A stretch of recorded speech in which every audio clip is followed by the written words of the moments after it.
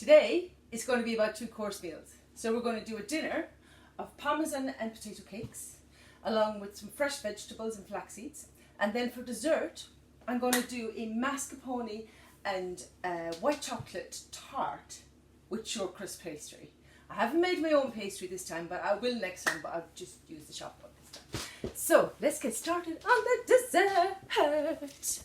Right, so I have with me my short crisp pastry, which is here, some white chocolate, and then in another little bowl then I have some white chocolate and some dairy chocolate, because I want to try and make like a marble effect on top of one of them. You've got double cream and then mascarpone cheese. Need equipment wise is a rolling pin, a knife for cutting, and your 2 little trays. I'm only making 2 because there's 2 of us here. So right, so the first thing you need to do is roll out your pastry, put a little bit of flour, oops, now I dropped that, a little bit of flour on your table just to make sure it doesn't stick, and you're just going to pat it down and then put the same on your rolling pin, yeah? Because the rolling pin can get a bit sticky too. Okay, now next, let's get this out.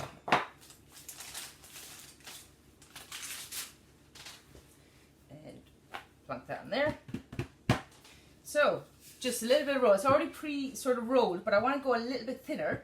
And the reason being is I don't have any bacon beans. It's not something I ever thought I needed in my life, bacon beans, so it's not something that I have. Maybe if I see them one day I might get some. So I want the pastry to be nice and thin because I don't want the tart to be too heavy. So there we go. That's about it. So these are your containers that I'm going to be putting it in. I'm just going to put it on there, and I'm just going to bring the knife all the way around. You don't have to put any pressure.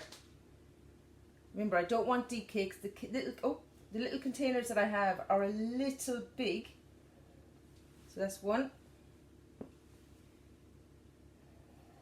Oh, and then 2. And I'm going to do 3 purely because if I have mixture left over, didn't realise that came with it. Come out wherever you are. So that stays there. I'm going to do 3 because if I've got mixture left over, I'm just going to bop it into another one. Now, blind baking. The reason why we blind bake is because we don't want a soggy bottom. Let's put you over there because that rolling pin is alive. Right, so you don't want a soggy bottom. So pull out back your pastry. Remember, don't waste it. Put it aside. Use it for another time. I'm not going to use it today, so I'm going to pack that up. Maybe freeze it. So then you're going to get your pastry and you're just going to lie it in and then just gently push it in to the side so you get that shape. Yeah? Like so. Okay? So that's 1 done. The next one. So it's very easy to do with pre-rolled, and it's a nice quick way of doing things, and they're quite cheap as well, which is great. And short crisp pastry is rather yummy. And I have my spare one. Put that in there. Be gentle with pastry when you're putting it into something because you don't want to ruin the look. Remember, I love a presentation when it comes to food, so you want it to look nice when it's in there as well.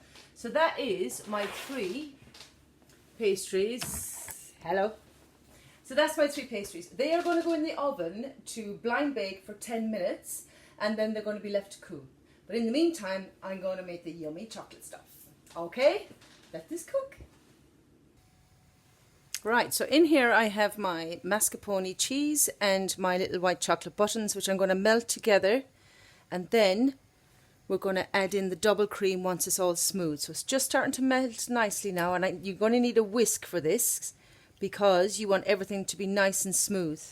So it doesn't look very pretty, but let it melt in. Give it a good stir. See how it's quickly changing,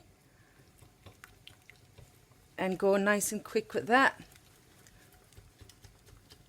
That's looking good. Make sure you get all those little lumps out so there's no lumps in it. You want a nice little creamy sauce. There we go. That's looking nice. That's where these tiny little whisks work very, very, very, very well. Okay. If the water bubbles too much, nearly there. Brilliant.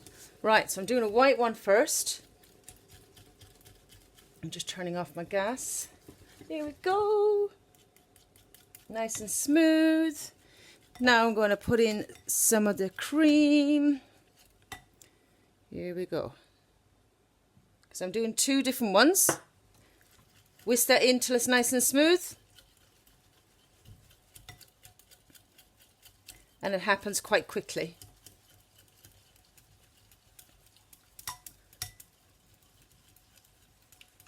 There we have it. Nice and smooth.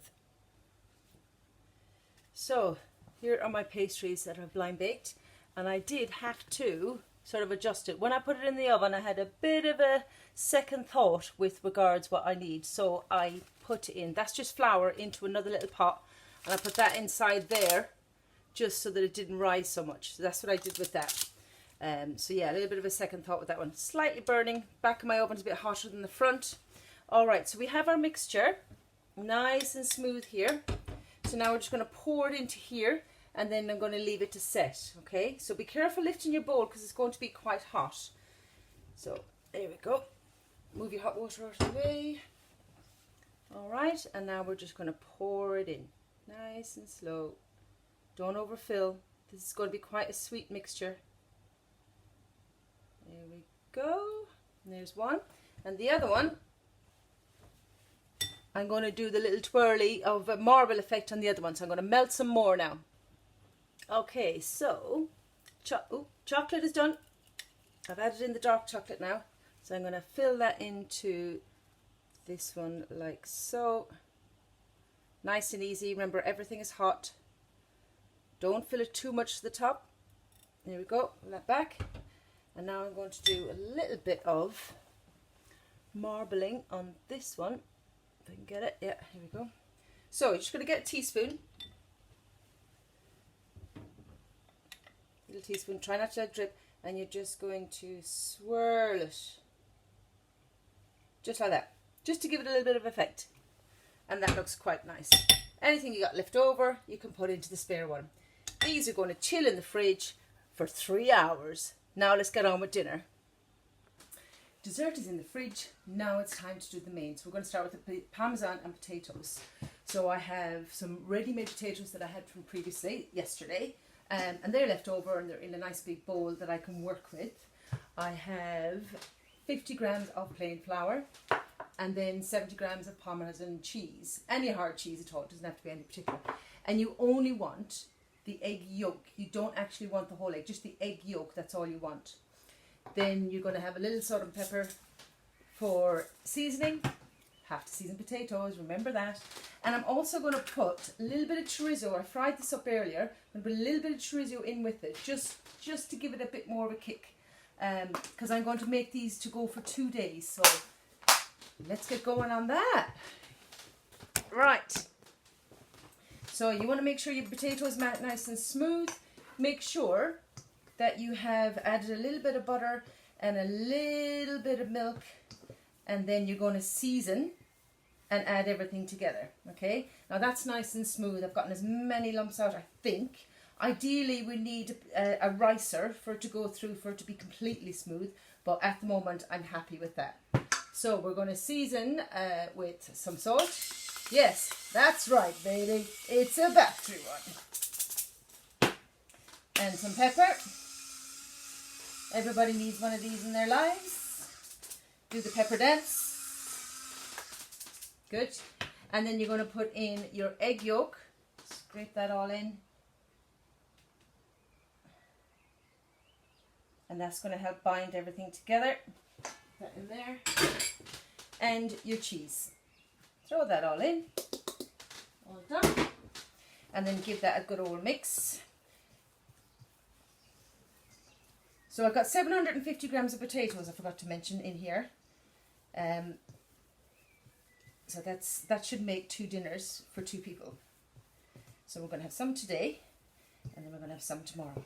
Okay, need to make sure that the egg is completely mixed in. You don't want one back side having a bit more egg. I'm just going to put a little bit more pepper in.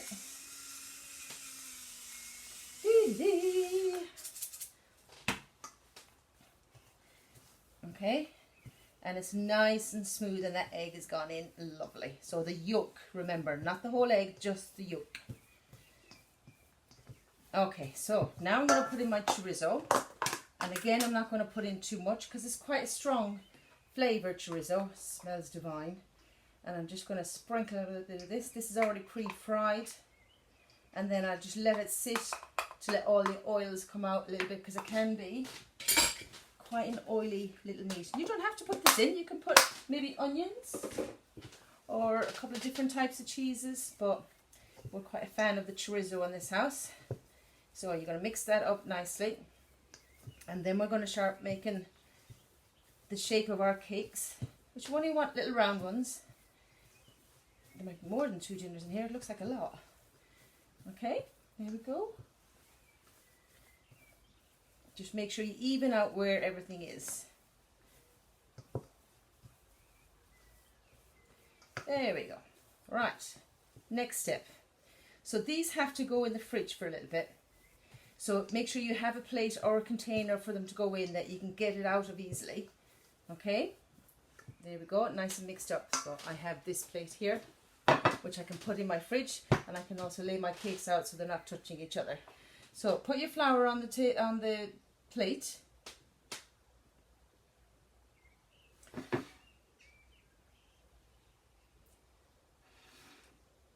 This is going to put it together, and then again, salt and pepper. Oh, it's like I'm loving these little shaker things. Of course, I am saving seconds using the manual one, and a bit of salt. Easy on the salt, so I'll move a little bit quicker with that one. Right, so you're going to get the shape of your cakes. To do that, you can use your spoons. I'm going to be using my hands as well, but just to show you the sort of size, you need about that much. Yeah? Okay, you've done that, and then you're just going to put a little bit of flour on your hands, put it into your hand, and then roll it around. Okay? And then you're going to roll it this way and give it a bit more of a shake. Like that. Voila. There's one. So now you're just going to leave yourself a little bit of room. So I'm going to move that over there and move this over here. Okay? And I'm just going to push it down like that. All right? So let's make another one. Swivel it round, so it's nice and round, doesn't have to be perfectly round, and then you're just going to roll it over the flour and the pepper, and then give it a bit of a shake. You don't want, that's just to seal the edges, you don't want it really floury because otherwise it just won't taste as nice. It's a bit floury. There we go, putting him on there. Okay, another one.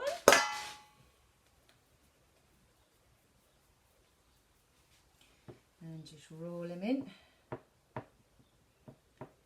Add some more salt and pepper if you need to. I think I might add a bit more pepper. Push it down.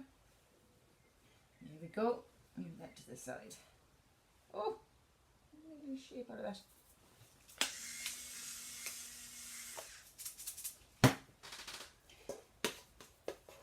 There we go.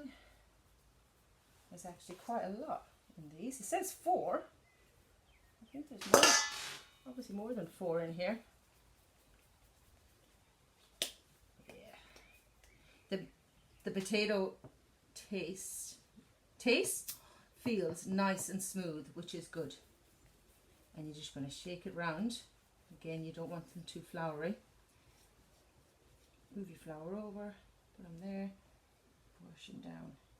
Right, he's a bit bigger than the other ones, so we might have to adjust that. I'm a bit of a fan of pepper in case you didn't notice. Right, I'm going to do 2 more. Not so big this time. I think one of them is a bit too big. I might put them back in and do it again. because you want everything to be cooking at the same time. You don't want to be cooking at different times. You could also add some mushrooms into this. I'm a big fan of the mushroom. There he is. These I am loving. Okay, I'm just going to take a little bit off him. He's a bit too big. So let's just give him a swirl again. Into the flour. It's a bit messy. That's alright. It's quite therapeutic.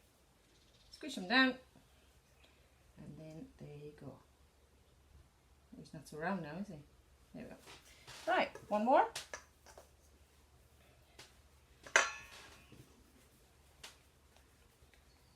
So you can see I didn't use all my flour. It is literally just to coat your cakes.